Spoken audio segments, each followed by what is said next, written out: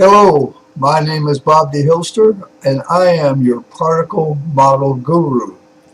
Today, we're talking about the third part of a series where I talk about the candle, the light bulb, and today the hydroelectric dam.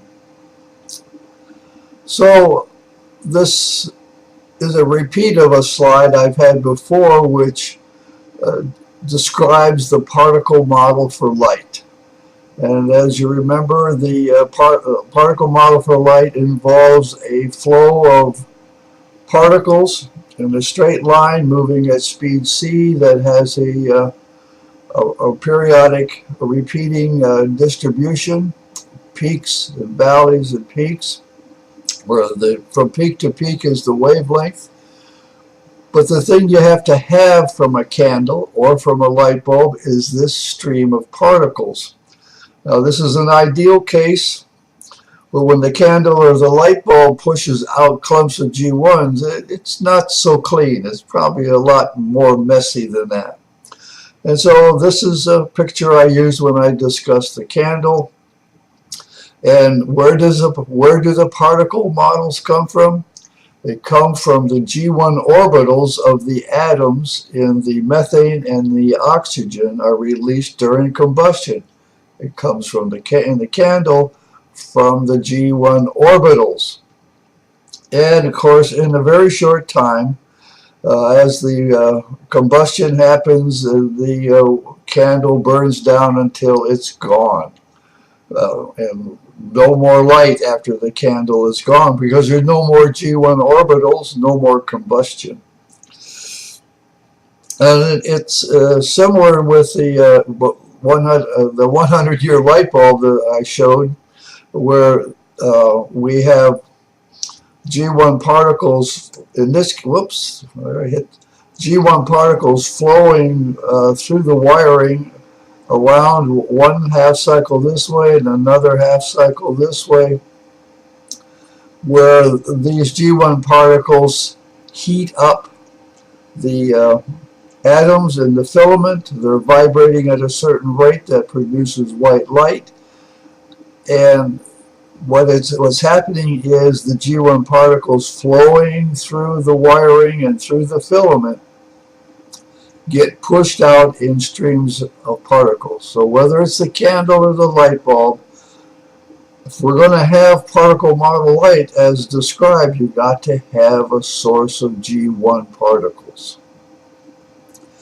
And this was a slide I showed last time where I claimed that if the G1 particles must be coming from the power company. They're moving at speed c, and they're one half cycle they're moving counterclockwise, and the next one they're moving clockwise around the circuit, giving you 60 cycle flow of G1 particles. So the question is, where the electric company claims that they're not the ones giving electrons, which is G1 is the replacement for the electron. This link asks the question, how many electrons do they deliver? And the answer is the number of electrons delivered daily to the average home through an energy company is 0. Electrons are not delivered to homes. The source of electrons that provide energy in the homes is actually the conductor itself. So if the G1 particles came from the filament, or if they came from the conductor, it wouldn't take long. It would be like the candle. In a short time, you wouldn't have a filament, and you wouldn't have a light bulb, and it couldn't last 100 years. So these again are the streams of light that we get from the candle. These are G1 particles being released in clumps with a repeating pattern that matches the wavelength of the light. So the question is, where do the particles come from? Not from the filament, or it would be gone. Not from the wiring of your house, or it wouldn't be gone. It has to come from the power company, even though they say they don't provide electrons. Well, now here's a typical example of a transmission plant.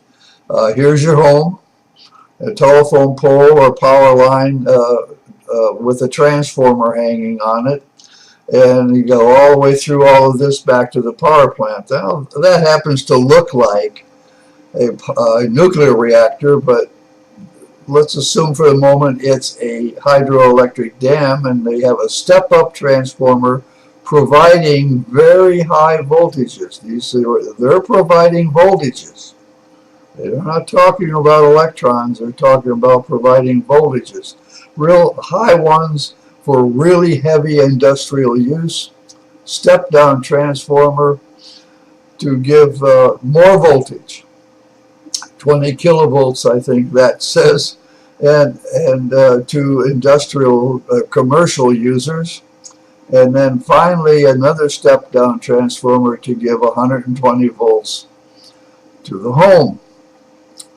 So it's all about delivering voltage, not delivering electrons or G1 particles. So let's take a look at the hydroelectric dam. So they build a dam and hold back the water, and they use this gating arrangement, simplified version, I'm sure, of controlling the flow that causes the turbine to turn. The turbine turns the rotor, and around the outside of the rotor is a stator with some windings, and those windings pick up the voltage and they send the voltage out as high voltage. This is typically, in the other diagram, was a step-up transformer, by the way, not a step-down. The first one was a step-up.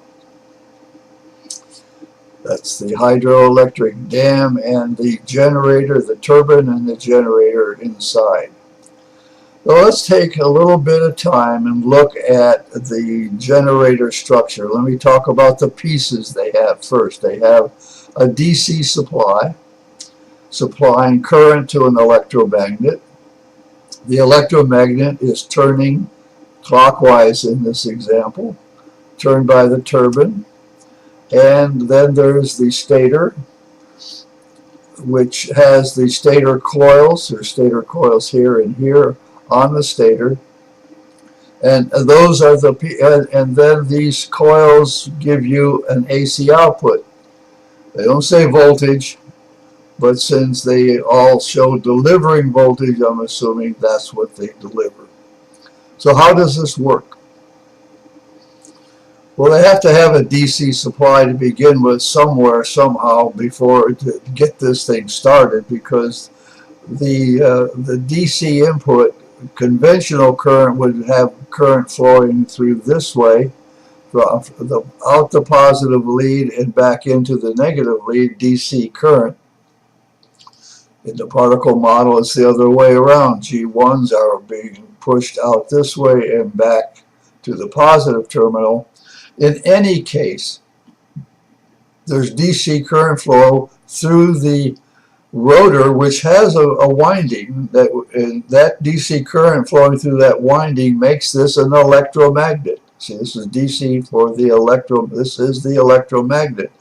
And as a result, there's a magnetic field around this magnet.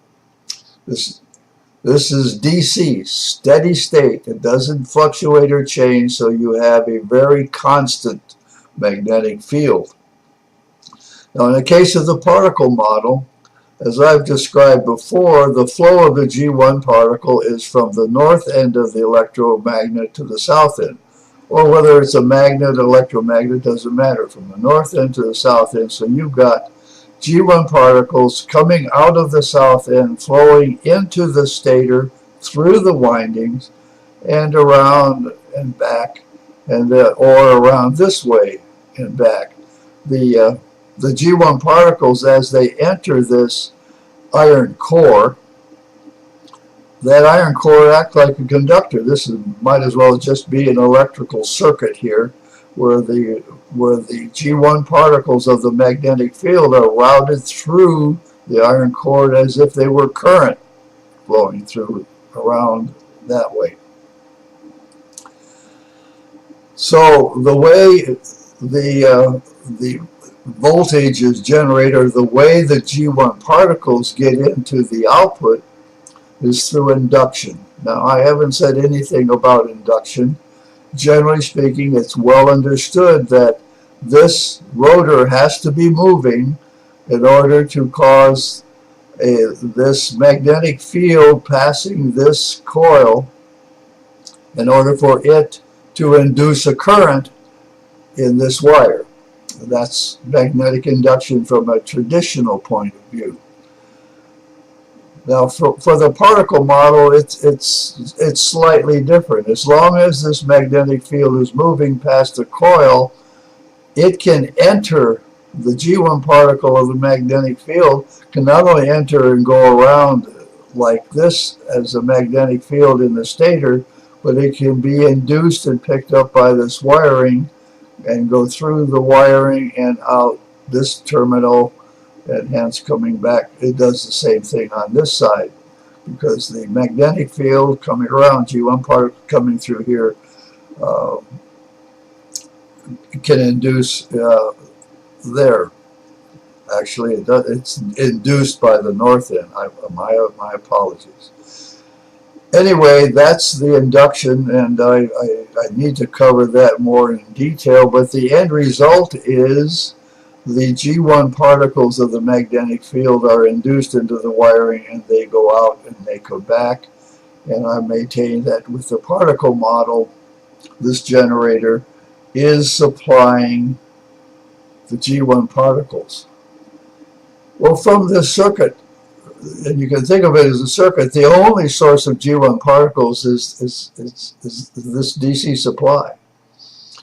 And I'm pretty much convinced that there's not enough G1 particles coming from that supply to feed all the customers that the power company has. I still haven't got a source of the G1 particles. So let's look at the generator a little differently. Oh, by the way, let me stop and repeat something I didn't explain very well the last time. The AC output is measured in volts. It's described as I described in the transmission diagram. All these high voltages and lower voltages and your home voltages, they deliver volts, not electrons. The technical or official definition for volts for this is an electromotive force, EMF. That's an EMF is, you hear that term when you're learning all about electrical circuits. EMF is measured in volts, and we kind of casually call it voltage and not EMF. But what is this? What does this name mean? Well, if you read it backwards, you have a force that moves electrons. That's what they're saying. That's how the electrons in your house wiring hop from hole to hole in the circuit. They hop from hole to hole in the filament. And it's caused by a force that moves those electrons. But as I described before, first of all, force isn't real. Force doesn't exist in nature. And secondly, that name describes what it does, not what it is. They're not telling you by that name what it is. They're telling you what it does. And that's okay up to a point, but force is not real and you don't know what it is. So the particle model does not use EMF. We can measure things in volts, but things are not moving because of the EMF force moving the G1 particles. The particle model uses the flow as a primary method of activating this circuit. And the speed of the G1 particle at speed c comes from the fact that they originate from a orbital of an atom back when they're first released. So let's look inside a dam. We still haven't figured out where these G1 particles are coming from, but I'm going to get to that by looking at the size of the generator. There's 3 generators shown, and you kind of get the idea of what the size of this is by looking at the steps up, and then the top where you can walk around it. Makes it look pretty big. To emphasize that, I found this diagram or picture, which has the rotor, not a rotor, has a stator. Come on, Bob, has a stator. It appears that these could be the windings on the stator. And where all these people are standing is where the rotor would be, turning clockwise or counterclockwise, whichever way they have it going. Just to give you an idea that the generator in a hydroelectric plant is very large. Well, because it's very large, there's a very strong G2 force field around it. F2 is the symbol I use to describe the net G2 force around any object. And of course, what you really have is a stream of G2 particles coming through here. There is loss coming through here because you got all these G1 particles in the magnetic field, in the stator. You got all these particles, and there's loss here. There's no loss there. So the difference is there are more G1 particles pushing this way than there are pushing up, setting up a net G2 force at all the way around the generator in all directions. 360, well, 4 pi star radians if I want to be technical, all 3 dimensions. So yeah, I put down here that there's G1 particles all over the place. There are G1 particles surrounding me, they're surrounding you, and you can go anywhere in space and you got G1 particles flowing all over the place. There are G1 particles flowing around the generator, coming through the walls even. Gravity, but the particles come straight through the walls, and most of them just pass right on through. They pass through. Some of them can get trapped. So if there's a G1 particle coming this direction, going kind of northwest, if you will, it can, if it's going the right speed and the right direction, it can become part of the magnetic field going this way, or the magnetic field going this way. So G1s are being trapped by the G1 particle field that surrounds it. That was kind of an interesting, but I'm sure you're sitting here thinking, well, Bob, but you finally done it. I can't buy this. But to be honest with you, when you look at the whole structure of that, if I have to deliver G1 particle streams out of a light bulb, they have to come from somewhere, and I trace it all the way back to the generator, and you look for the source, and really there doesn't seem to be one except this possibility. At least it's possible. You may think it's very unlikely, but it certainly is possible. So the summary is that the F2 force field around the generator captures the G1 particles. If the light bulb is to emit G1 particles, they must come from somewhere. They can't come from the filament nor from the conductor in your wiring house. And there's not enough G1s in the DC source of the generator to supply all the power to all the customers. It's the strong G2 force, which I label as F2, that captures the G1 particles from the G1 field that's permeating all of space, including around the generator. Well, look, there's another place where we have generators, in a wind farm. Yeah, we've got 3 blades. We've got the blades turning the turbine. Well, let me go over here. The blades are turned in this. They turn the turbine. The inside here is a generator. To give you an idea of the size of this, here's a picture of just one of the blades of a windmill being carried on a flatbed truck. Pretty big. The generators in the wind farm are very big, and that generator is surrounded by an F2 force field that's capturing G1s. It's capturing G1s from all the G1 particles that happen to be flying by into the get captured by the F2 force field, and once they're in the magnetic field, they are induced into the wiring, and those G1 particles move out the wiring through the transmission plant, through all the step up and step down transformers all the way to your home. So as a summary again, the F2 force field captures G1 particles and induces them into the wiring. My name is Bob D. Hilster, and I am your particle model guru. Tune in next time when I'll explain more about the universe using the particle model. Thank you for your attention.